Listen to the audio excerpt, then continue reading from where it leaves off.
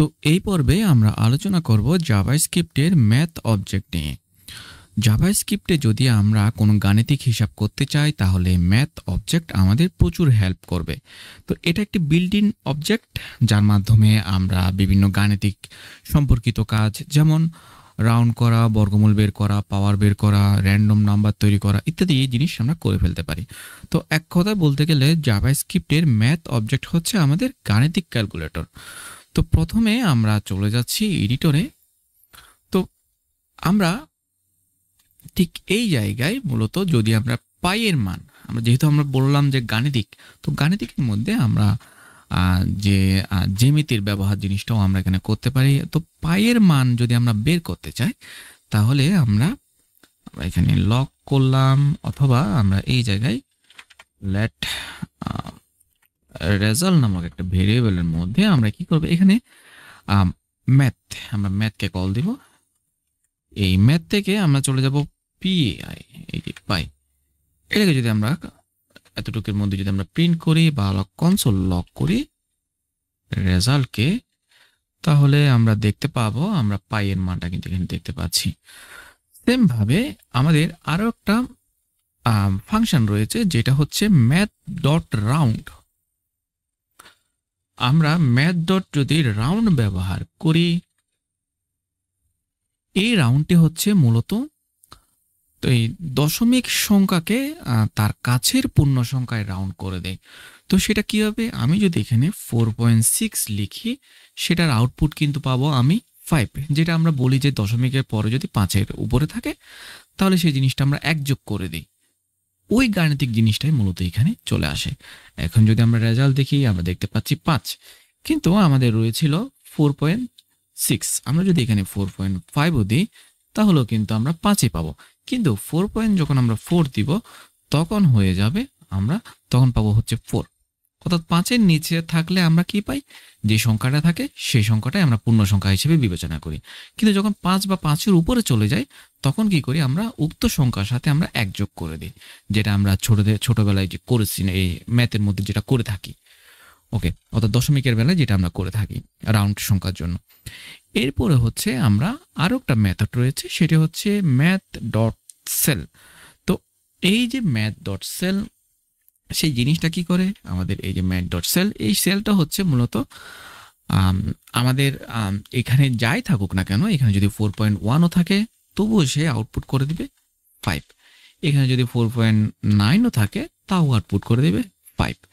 তো এইখানে ব্যাপারটা হচ্ছে আমার দশমিক যাই হোক না কেন আমাকে এখানে রাউন্ড ফিগার করে দিবে, অর্থাৎ 1 যোগ করে দিবে।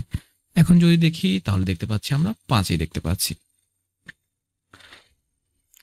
ওকে, এরপরে দেখবো আমরা ম্যাথ ডট ফ্লোর। আমরা একটা ফ্লোর মেথড রয়েছে, এই যে ফ্লোর মেথড। তো এই ফ্লোর মেথডটা হচ্ছে আমাদের যে সেলের বিপরীতে, আমাদের এখানে 4.1 আছে, মানে হচ্ছে আমরা এখানে 4-ই পাবো, আমরা এখানে 4-ই পাবো। আবার আমরা যদি এখানে লিখি 4.9 তাহলে সেটা হচ্ছে আমাদের ওই 4-ই পাবো। এখানে কিন্তু পূর্ণ সংখ্যা 5 হবে না, আমাদের যেটাই আছে সেটাই হবে, অর্থাৎ এর বেসের উপর ভিত্তি করে সে বসিয়ে দিবে। এটাই হচ্ছে মূলত আমাদের ম্যাথ ডট ফ্লোরের কাজ। এরপরে আমরা আরো একটা জিনিস রয়েছে, যদি আমরা বর্গমূল বের করতে চাই তাহলে আমরা স্কোয়ার্ড ব্যবহার করতে পারি। আমরা এখানে ব্যবহার করতে পারি স্কোয়ার্ড, এই যে স্কোয়ার্ড। তো আমরা 4-এর বর্গমূল আমরা বের করব, তাহলে 4 কত, 4 সরি এখানে হচ্ছে বর্গমূল। হ্যাঁ, বর্গমূল হচ্ছে আমাদের রুট, তাহলে 2 দুগুণ 4, আমরা এখানে 2 পাচ্ছি। আরেকটা হচ্ছে এটার বিপরীত, সেটা কি পাওয়ার। আমরা যদি এখানে 4-এর যদি পাওয়ার যদি আমরা বলি পিওডব্লিউ, যেটা হচ্ছে আমাদের পিওডব্লিউ। আচ্ছা, ম্যাথ ডট পাওয়ারের ক্ষেত্রে আমাদেরকে অবশ্যই বলে দিতে হবে যে কত পাওয়ার হবে। তো এখানে 4-এর পাওয়ার বলে দিলাম 2, তাহলে 4-4-এ 16 পেলাম। সেম ভাবে আমরা যদি এখানে বলে দিই 4, তাহলে ওইভাবে সে গণনা করবে 256। এভাবে আমরা যদি ধনাত্মক সংখ্যা যদি বের করতে চাই তাহলে হচ্ছে ম্যাথ ডট ABS, অর্থাৎ এই জিনিসটা আমাদেরকে ধনাত্মক সংখ্যা রিটার্ন করবে, ABS। ওকে, সো আমাদের এখানে ধনাত্মক সংখ্যার ক্ষেত্রে এটা যদি মাইনাস হয় তবুও সে কি করবে, রেজাল্ট কিন্তু আমাদেরকে প্লাসই দিবে। দেখেন এটা প্লাসই আছে। সেম ভাবে আর ঋণাত্মক ঋণাত্মক জিনিসটা আমরা সরাসরি বসে দিতে পারবো, কিন্তু যদি আমরা ধনাত্মক বানাতে চাই তাহলে এটা আমরা ABS আমরা ব্যবহার করব। এরপরে আসি মিন এবং ম্যাক্স। আমরা যদি ম্যাথ দিয়ে যদি ছোট সংখ্যা বা বড় সংখ্যা এই জিনিস যদি বের করতে চাই তাহলে মিন এবং ম্যাক্স মেথডটা আমরা ব্যবহার করতে পারবো। তো এখানে দিব আমরা মিন। প্রথমে আমরা মিন বের করব। তো মিন বের করার জন্য আমাদের বেশ কিছু সংখ্যা প্রয়োজন হবে। তো এখানে বলে দিলাম 5, 3, 6, 8, 1, আবার বলে দিলাম 2। ওকে, সো আমরা চাচ্ছি মিন, সর্বনিম্ন অর্থাৎ ছোট সংখ্যাটা আমরা বের করতে চাচ্ছি। তাহলে এখানে ছোট সংখ্যা কি 1। অলরেডি আমরা এখানে কিন্তু 1 ব্যবহার করেছি, এই যে 1। তো এইভাবে আমরা কি করতে পারি, ছোট সংখ্যা খুব সহজে বের করে ফেলতে পারি। এরপর যদি আমরা উল্টোটা করি ম্যাক্স, আমরা যদি ম্যাক্স ব্যবহার করি তাহলে সর্বোচ্চ সংখ্যাটা সে বের করে দিবে, সেটা হচ্ছে 8। আমরা এখানে দেখতে পাচ্ছি 8 সে বের করে দিল। এরপর হচ্ছে র্যান্ডম।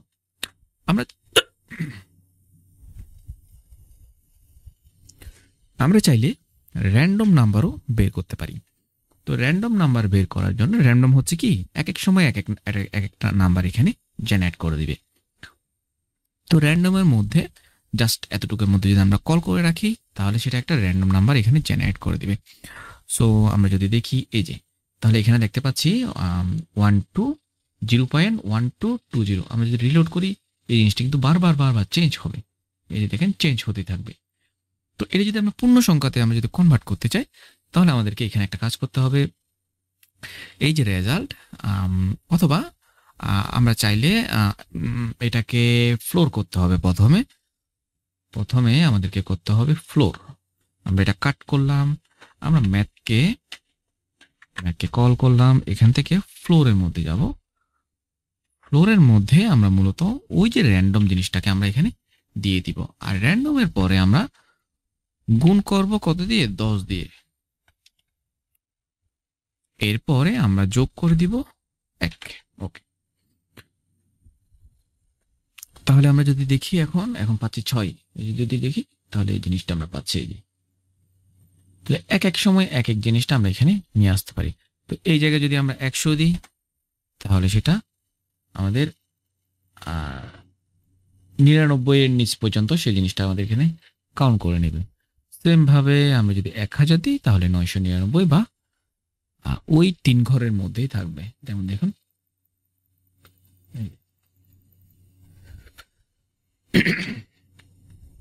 তো এটাই হচ্ছে মূলত আমাদের র্যান্ডমের ব্যাপার। এটা খুবই বেশি ব্যবহার হয়।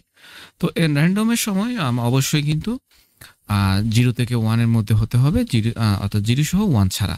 আর র্যান্ডম সংখ্যা আমাদের রিটার্ন করে এখানে।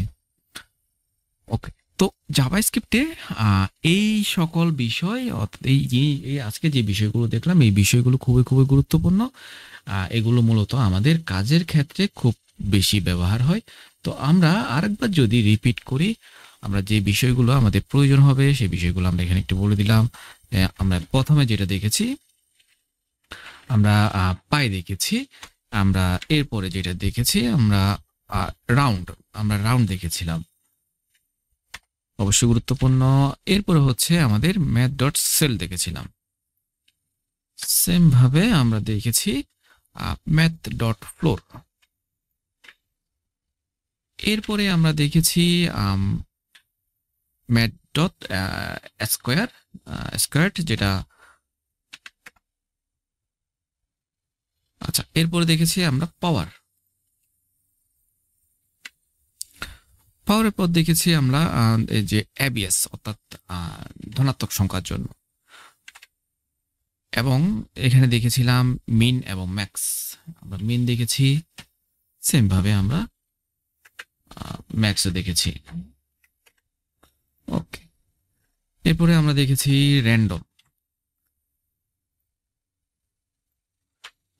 র্যান্ডম দেখেছি। তো এই জিনিসগুলো খুবই গুরুত্বপূর্ণ। খুব বেশি এখানে যেটা ব্যবহার হয় সেটা হচ্ছে র্যান্ডম আমাদের বেশি ব্যবহার হয়, মিন এবং ম্যাথ খুব বেশি ব্যবহার হয়।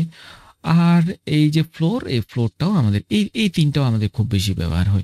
তো এই স্কোয়ার এবং পাওয়ার জিনিসটা হচ্ছে যদি কাজের ক্ষেত্রে, লজিকের ক্ষেত্রে যদি প্রয়োজন হয়, তখন আমরা এই জিনিসগুলো ব্যবহার করে থাকি। তো এখানে সবগুলোই মোটামুটি আপনার কন্ট্রোলের মধ্যে রাখতে হবে। যখন যেটা প্রয়োজন তখনই আমরা সেটা ব্যবহার করতে পারবো। তো এই হচ্ছে আমাদের আজকের ম্যাথ নিয়ে টপিক। ধন্যবাদ সবাইকে।